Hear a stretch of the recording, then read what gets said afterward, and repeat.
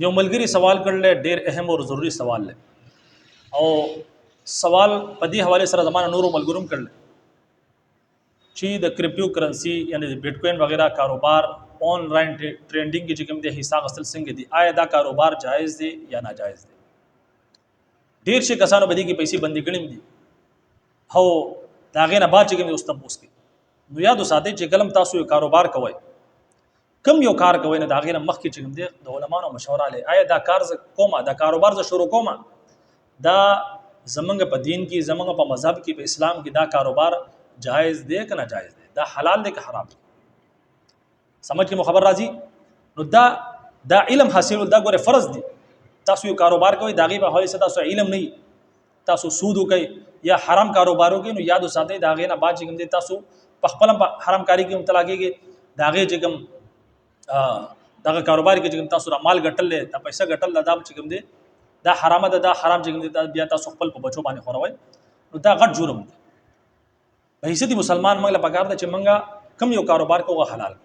سمجھ کې خبر رااله اوس راځو دې مسلې طرف ته چې دا چې کوم بیٹ کوین دی یا کریپټو کرنسی دا د دې کاروبار څنګه دی ګوره دا چې کوم کاروبار په دې کې مثال طور پر یو کس چې کوم دی 1000 روپے ولګولې 1000 روپے ولګولې نو بیا چې کوم دی دا کاروبار شروع شو په دې کې بیا د نقصان نشي د ته نفع ملاويږي خو د دې چې کوم پیسې دي هغه چې کوم دی نقصان نه خوري لګا دې کې صرف فائدہ د نقصان پکې نشته د دې وجه نه چې کوم دی ډېر خلک چې کوم دی هغه په دې کې پیسې واچي 1000 روپے پکې واچي باس پکې زیات په لکاو پکې واچي باس خلک ګوره یاد وساتئ دا چې کوم کریپټو کرنسی ده دې ته کرنسی ویل کېږي دا چې کوم مخې ته کم پذیره باندې دا کاروبار کېږي بیٹ کوین یا کریپټو کرنسی د دې اصل نشته یعنی د دې څه وجود نشته څنګه چې روپۍ دا کنه روپۍ د دې وجود شته یعنی مثال طور پر ته یو کاروبار کوي یو شی دی هغه ته په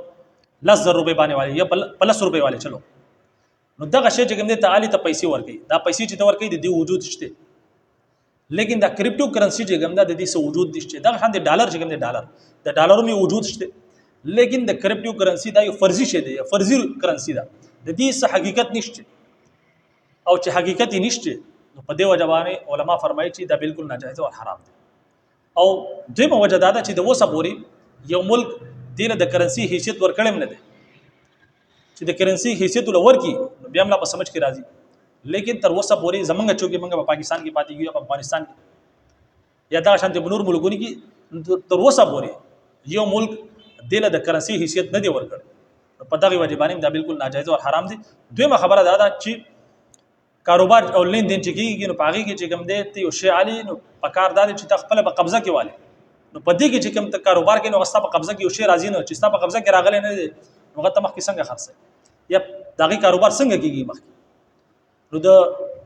لکه د کاروبار چې کوم اصول لري هغه په دې کې نشته یو حلال کاروبار چې کې دغه اصول په دې کې نشته دا یو فرضي شی دی او شریعت چې کوم دی د فرضي شي د خرید او فروخت نه چې کوم دی منع سمجھ کې خبر رااله د دې حیثیت نشته څومره کسانو به دې کې پیسې لګولې یا لګول غواړي نو یاد وساتئ دا بالکل ناجایز او حرام کاروبار دی امید کوم چې دا مسله بس تاسو په سمجھ کې راغلی مسله خودل زمونږ کار لري باقی عمل کول نه کول چې کوم دی دا بیا تاسو کار اجازه راکړئ السلام علیکم ورحمت الله وبرکاته